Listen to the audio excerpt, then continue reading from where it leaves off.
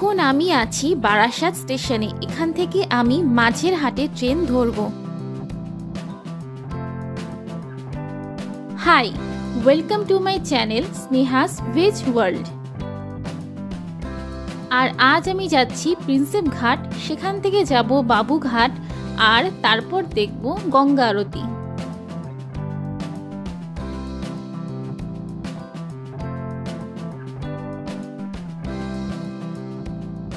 এখন এই মাঝেরহাটের ট্রেনটি দমদম জংশন থেকে ছাড়ছে।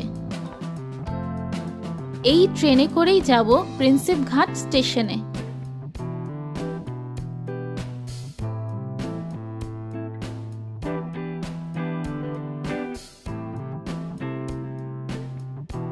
এটি হলো প্রিন্সেপ ঘাট স্টেশন। স্টেশন থেকে নেমেই পাশের রাস্তা দিয়ে গেলে পড়বে প্রিন্সেপ ঘাট মনুমেন্ট। প্রথমেই বলে রাখি, প্রিন্সেপ নামটি এসেছে জেমস প্রিন্সেপের নাম থেকে, যার স্মৃতিতে 1841 সালে এই প্রিন্সেপ ঘাট নির্মাণ করা হয়েছিল। তিনি ছিলেন একজন আর্কিটেক্ট। তিনি ভারতীয় প্রত্নতত্ত্বকে নতুন জীবন দিয়েছিলেন। এই মনুমেন্টটি ডিজাইন করেন ডব্লিউ ফিটজেরাল্ড। এটি বার্লিন ব্রান্ডেনবার্গ গেটের সাথেও কিছুটা সাদৃশ্য বহন করে। এটি হুগলি নদীর পাশে ফোর্ট উইলিয়াম ওয়াটার গেট ও সেন্ট জর্জ গেটের মাঝখানে অবস্থিত।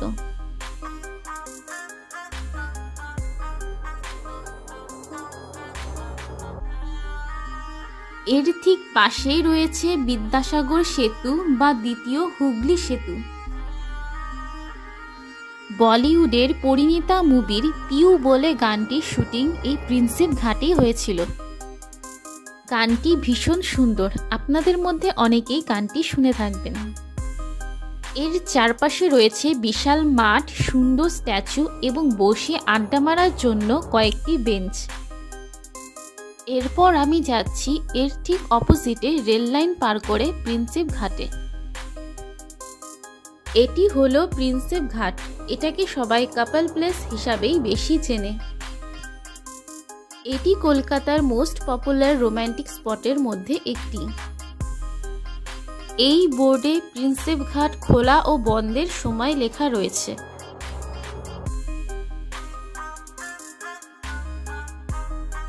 নদী, তার পাশে বাঁধানো রাস্তা, বড় বড় গাছ, সাজানো বাগান, আর কিছু দূর পরপর বসার জন্য বেঞ্চ। এক কথায় বলতে গেলে এখানকার পরিবেশ সত্যি ভীষণ মনোরম।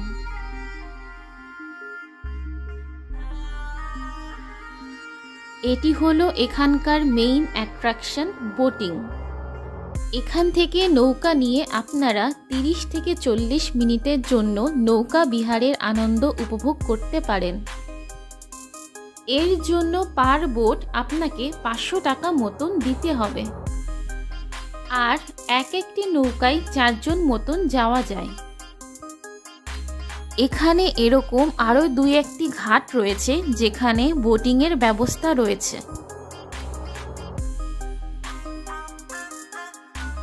এখন আমি চলে এসেছি প্রিন্সেপ ঘাটের গেটে।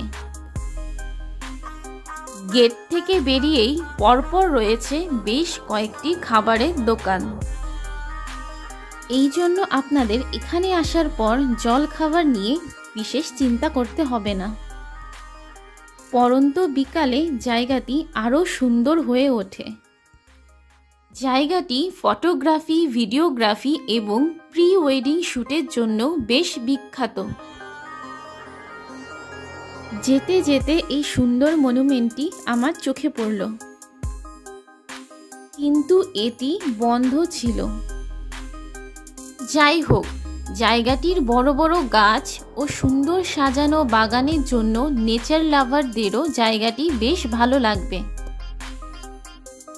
এই বাঁধানো রাস্তা ধরে সোজা চলে গেলে পড়বে বাবুঘাট।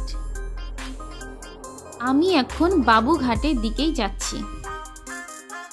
তবে যেতে যেতে যার নামে এই জায়গাটি, সেই জেমস প্রিন্সেপ সম্পর্কে কিছু জেনে নেওয়া যাক। জেমস প্রিন্সেপ 20 বছর বয়সে ভারতে আসেন। ইংল্যান্ড থেকে চাঁদপাল ঘাটে তিনি নেমেছিলেন। এরপর তিনি নিযুক্ত হন কলকাতার টাকশালে সহকারী ধাতু পরীক্ষক হিসাবে। তিনি চাকরির পাশাপাশি আর্কিটেকচার নিয়ে পড়াশোনাও চালিয়ে যান। এরপর তাকে বেনারস পাঠানো হয়। তিনি বেনারসের দুটি প্রপার ম্যাপ তৈরি করেছিলেন, একটি প্রশাসনের জন্য রোমান লিপিতে এবং অন্যটি স্থানীয়দের জন্য দেবনাগরী লিপিতে। বেনারস ছিল তার প্রিয় শহর। বেনারস নিয়ে আঁকা তার প্রচুর ছবি আমরা আজও দেখতে পাই। বেনারস নিয়ে লেখা তার একটি বইও রয়েছে। তার কাজের মধ্যে অন্যতম হল ব্রাহ্মী লিপি ও খরষ্টি লিপির পাথোদ্ধার করা। তিনি যখন সম্রাট অশোকের শিলালিপির পাথোদ্ধার করেছিলেন তখন অশোক ও প্রাচীন ভারত সম্পর্কে কেউই বিশেষ কিছু জানতেন না। তার পরিশ্রমের ফলেই বিশ্বের মানুষ প্রাচীন ভারতের শক্তিশালী সম্রাট অশোক সম্পর্কে জানতে পারে, একই সূত্রে গৌতম বুদ্ধ সম্পর্কেও, এবং তার ফলস্বরূপ ভারত বিশ্বের প্রাচীনতম বৌদ্ধ দেশগুলির একটি হিসাবে স্বীকৃত হয়। তার মুদ্রার প্রতি প্রবল আগ্রহ ছিল। তিনি পাঞ্চমার্ক বা ছাপাঙ্কিত কথাটি প্রথম চালু করেন। যে উদ্দীপনা ও পরিশ্রম দিয়ে ভারতীয় ও ইউরোপীয় সহকর্মীদের সঙ্গে নিয়ে তিনি ভারতের প্রত্নতত্ত্ব আবিষ্কারের কাজ করেছিলেন তা সত্যি প্রশংসনীয়। কিন্তু অত্যাধিক পরিশ্রমের জন্য তিনি অসুস্থ হয়ে পড়েন এবং ইংল্যান্ডে ফিরে যান। 1840 সালে মাত্র 41 বছর বয়সে মারা যাওয়ার পর 1841 সালে তার স্মৃতিতে এই প্রিন্সেপ ঘাটটি তৈরি করা হয়।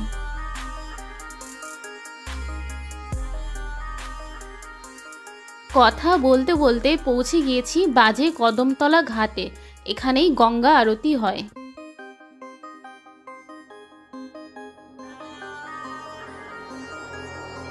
এটি হলো এখানকার মা গঙ্গার মন্দির ও বিগ্রহ। এখন আমি দাঁড়িয়ে আছি ইডেন গার্ডেন স্টেশনে। এটি প্রিন্সেপ ঘাট স্টেশনের আগের স্টেশন।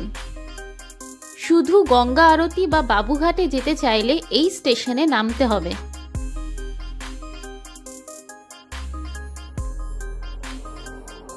প্ল্যাটফর্ম দিয়ে একটু এগিয়ে যেতেই দেখলাম বড় বড় করে লেখা আছে আরতি বন্দনা। তাই ইডেন গার্ডেন স্টেশনে নেমে জায়গাটি খুঁজে পেতে বিশেষ অসুবিধা হবে না। এখন আমি এই বাজে কদমতলা ঘাটটি ঘুরে দেখব, তারপর যাব বাবুঘাটে। এখানে আপনারা দেখতে পাচ্ছেন অনেকগুলো চেয়ার একসাথে রয়েছে। এগুলি গঙ্গা আরতির সময় আরতি স্থলে পরে সাজানো হবে। এছাড়াও এখানে রয়েছে ফ্লোটিং রেস্টুরেন্ট, যেখানে আপনারা নদীতে লঞ্চে করে ডিনার করতে করতে উপভোগ করতে পারবেন গঙ্গা আরতি। আমি এখন সেদিকেই যাচ্ছি।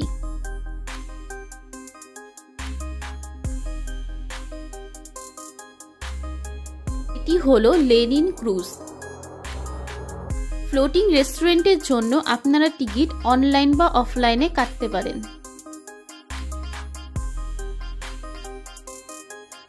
এখন এই ঘাটের পাশের রেল লাইন ক্রস করে অপোজিট দিকে যাব।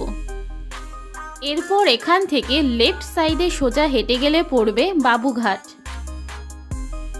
এখানে আপনারা দেখতে পাচ্ছেন একটি বড় বাস টার্মিনাল রয়েছে।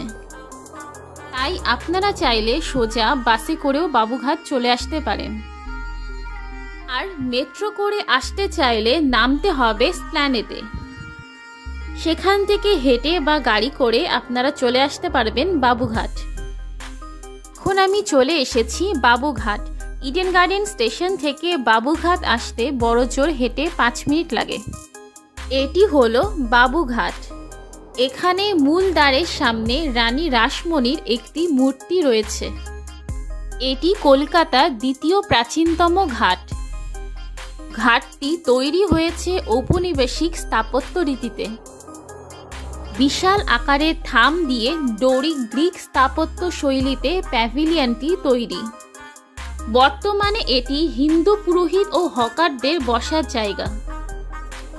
আচ্ছা, এবার বলুন তো এই বাবুঘাটের বাবুটিকে? বাইরে রানী রাসমণির মূর্তি দেখে কি কিছু গেস করতে পারলেন?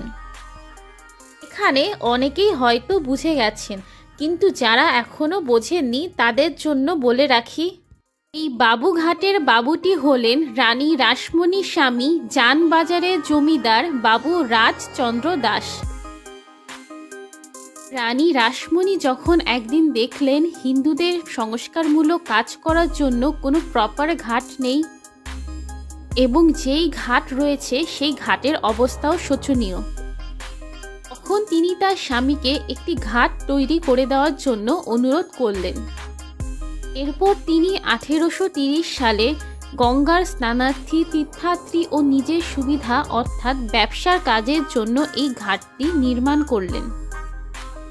তবে এর কিছু কৃতিত্ব অবশ্যই লর্ড উইলিয়াম বেন্টিংকেও দিতে হবে, কারণ তিনি জনসাধারণের সুবিধার্থে এই ধরনের ব্যয়কে উৎসাহিত করেছিলেন। তিনি এই ঘাটে স্থাপত্য শৈলীর বিস্তর প্রশংসা করে বলেছিলেন, এমন কর্মকাণ্ডের জন্য অর্থ ব্যয়কে দরাজ হস্তে সমর্থন করা দরকার। আর এই প্রশংসার উল্লেখ রইল ঘাটের ফলকে। এই যুগে এমন প্রশংসা বিরল বললে কম বলা হবে। বাবু রাজচন্দ্র দাস আধুনিক মনস্ক ছিলেন, তাই তিনি ঔপনিবেশিক স্থাপত্য রীতিতে ঘাটটি তৈরি করেছিলেন। এছাড়াও তিনি 1830 সালে জানবাজার থেকে বাবুঘাট পর্যন্ত একটি বড় রাস্তা তৈরি করেন। তৎকালীন সময়ে রাস্তাটি ছিল 100 ফুট মতন। বর্তমানে এর কিছুটা অংশ রানী রাসমণি অ্যাভিনিউ নামে পরিচিত। বর্তমানে বাবুঘাটে বিভিন্ন সংস্কারমূলক কাজ ও পরলৌকিক কাজ করা হয়। এছাড়াও এখানে মানুষের স্নান ও প্রতিমা বিসর্জন করা হয়। এই ঘাটটি অবসর যাপনের জন্য বিখ্যাত। সকাল থেকে সন্ধ্যা পর্যন্ত এখানে মানুষের ভিড় থাকে। এই ঘাটের ঠিক উপরেই রয়েছে, দেখতে পাচ্ছেন, ফুট ওভার ব্রিজ। আগে এই ঘাটটির নাম বাবু রাজচন্দ্র দাস ঘাট হলেও বর্তমানে বাবুঘাট নামেই সকলে চেনে। এই বাবুঘাটে নিয়মিত ফেরি চলাচল হয়।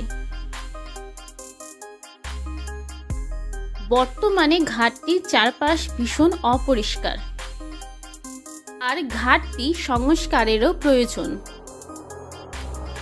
এমন একটি ঐতিহাসিক ঘাটকে পরিষ্কার পরিচ্ছন্ন রাখার দায়িত্ব আমাদের সকলের।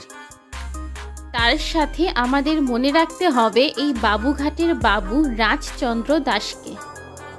আর হ্যাঁ, এখানে ওপেন এয়ার বডি ম্যাসাজও করা হয়। এখন আমি চলে এসেছি বাজে কদমতলা ঘাটে। এখানে গঙ্গা আরতি শুরু হয়ে গেছে, আর এখানে সেই সকালে চেয়ারগুলো পেতে দেওয়া হয়েছে। গঙ্গা আরতির পর আবার সেম জায়গায় রেখে দেওয়া হবে। এখানে গঙ্গা আরতি হয় শীতকালে বিকেল 5:30 থেকে আর গরমকালে সন্ধে 6টা থেকে।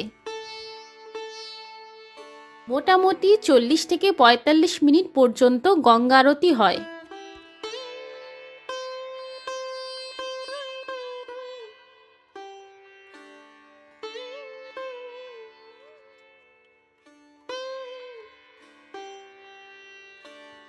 আপনারা যদি একটি ভালো জায়গায় বসে গঙ্গা আরতি উপভোগ করতে চান, তবে অবশ্যই আরতি শুরু হওয়ার কিছুক্ষণ আগে এখানে পৌঁছতে হবে।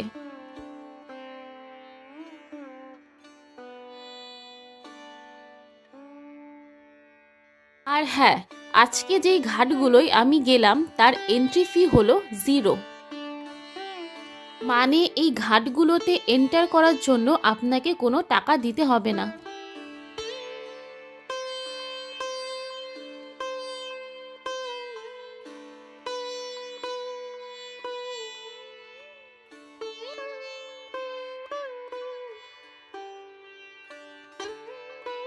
এখানে আপনারা দেখতে পাচ্ছেন কত সুন্দরভাবে বেনারসের আদলে গঙ্গা আরতি হচ্ছে।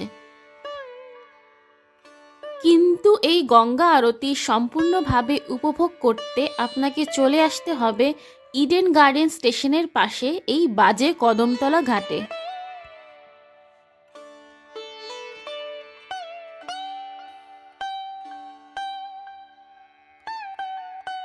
এখানে আমি যতটা সম্ভব গঙ্গা আরতি দেখানোর চেষ্টা করেছি।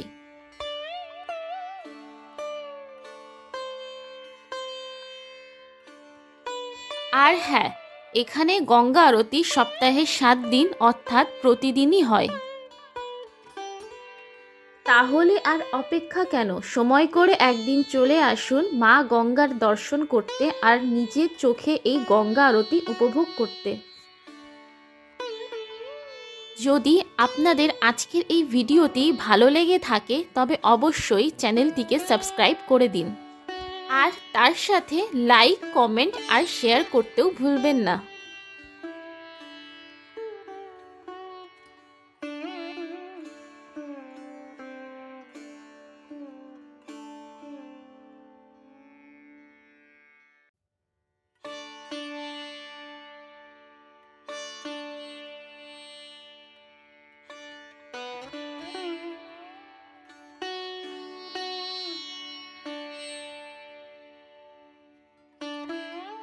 গঙ্গা আরতি এখন প্রায় শেষের পথে।